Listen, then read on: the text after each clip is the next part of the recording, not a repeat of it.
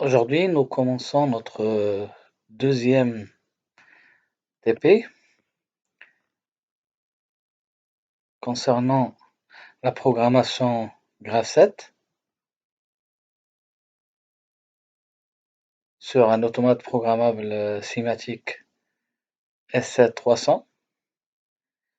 Donc, on va commencer tout d'abord par la création d'un nouveau projet, comme ce qu'on a fait pour le premier TP. Donc, celui-ci, on va l'appeler TP de Graph7.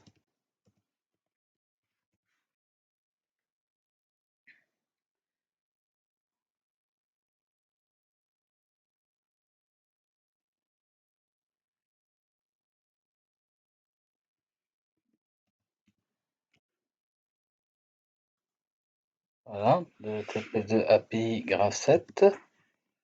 OK. Alors voilà, donc le projet est créé. Donc bien évidemment, comme ce qu'on a fait l'autre fois, donc on doit commencer à insérer donc notre station Simatic 300, bien sûr. On va éditer un peu la configuration matérielle. Question d'ajouter donc ceci, donc c'est un rappel, on a déjà fait la dernière fois.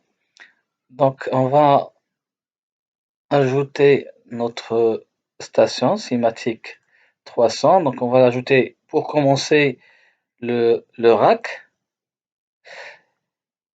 Bien sûr, on va passer pour ajouter le premier module qui est l'alimentation. Donc, on va prendre une alimentation 5 ampères. Il suffit de double-cliquer, elle est automatiquement insérée.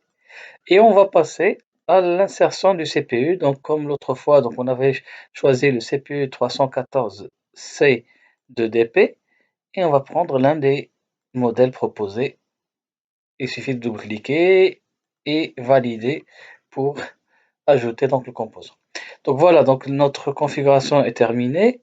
Il suffit donc d'enregistrer la configuration et fermer la fenêtre de configuration finalement pour revenir sur l'interface Simatic Manager. Alors là, donc je pourrais bien donc ouvrir un peu donc le CPU, le programme, et là donc on a l'ensemble des composants, source, bloc et mnémonique.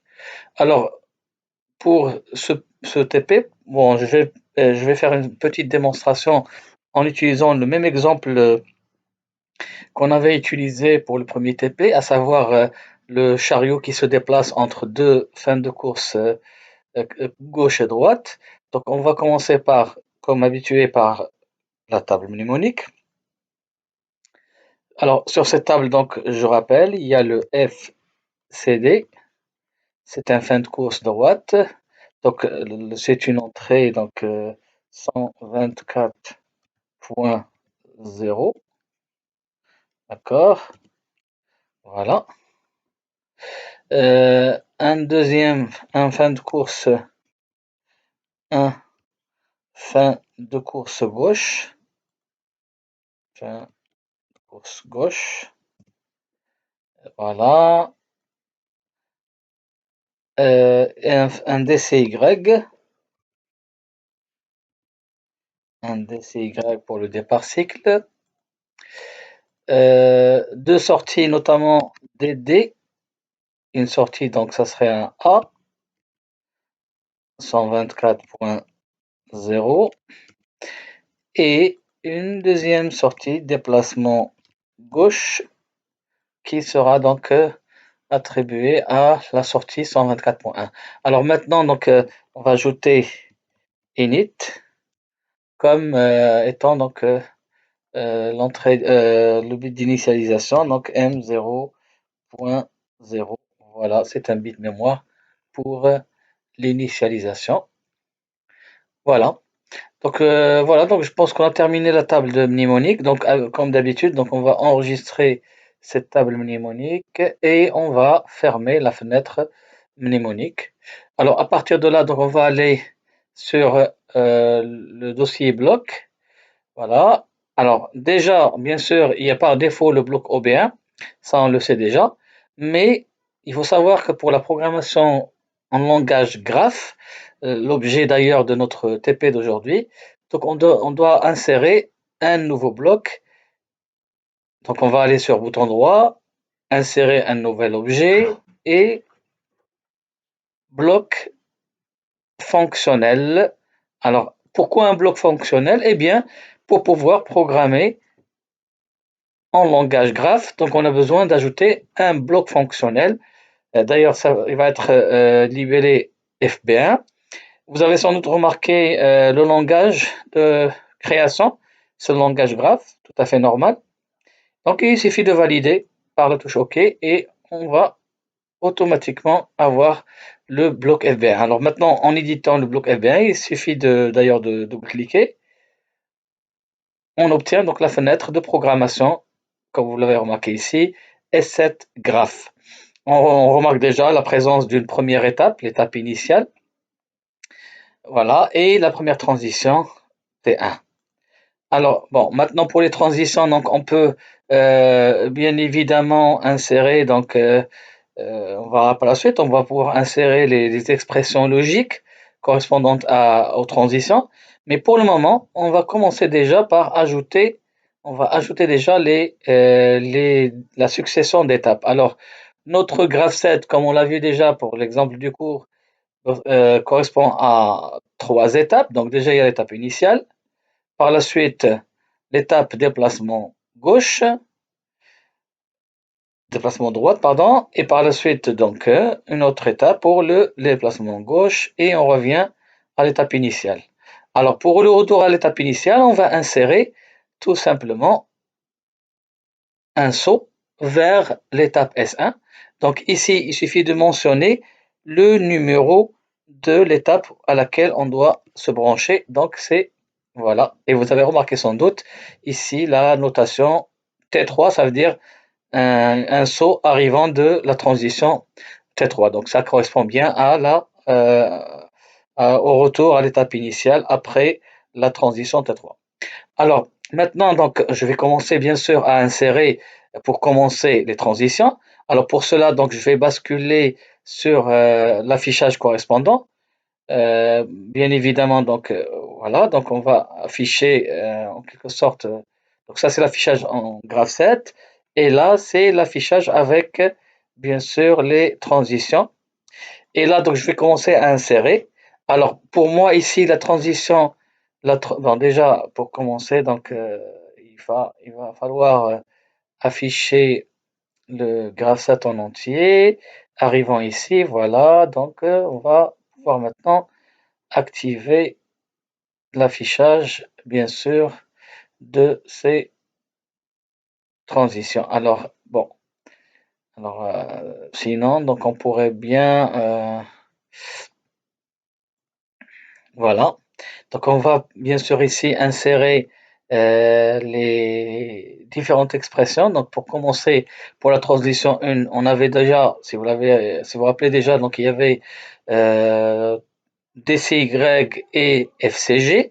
Donc on va insérer ici, donc en sélectionnant, et sur la barre d'outils carrément à gauche, on va insérer un contact ouvert pour DCY, un autre contact ouvert pour le FCG, et on va pouvoir directement, étant donné notre table de mnémonique, on va pouvoir directement insérer les, les deux transitions, les deux contacts DCY et SCG. On arrive ici, la même chose. Ici, donc, le fin de course droit, donc FCD. Donc, j'insère un seul contact. Et ici, ça va être le FCD. Voilà.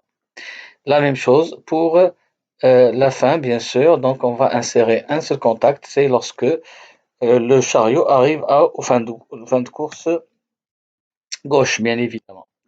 Voilà. Alors, voilà. Donc, une fois qu'on a terminé donc l'insertion des différentes expressions de transition, on va maintenant se retourner vers les étapes. Alors, bien sûr, l'étape initiale ne correspond à aucune action. La deuxième étape correspond à un déplacement droite. Donc, je clique sur le bouton droit ici sur Step 2 et j'insère un nouvel élément et je clique sur Action. Alors, bien sûr, un élément déjà à retenir, c'est que les accents continus sont notés. Alors, les accents continus sont notés N. Donc, je saisis N au clavier et là, je dois mentionner la sortie correspondante à cette action. Donc, pour moi, c'est DD, pardon.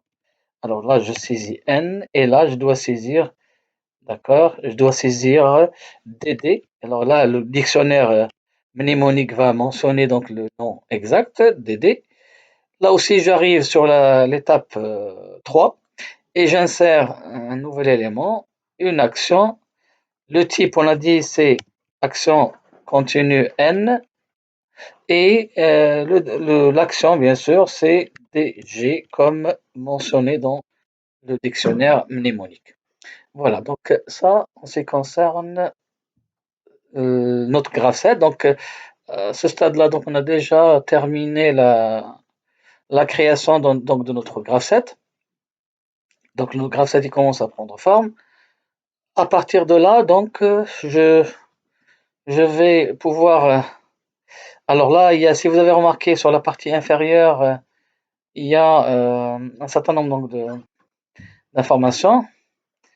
Alors, notamment, il y a des avertissements, d'accord?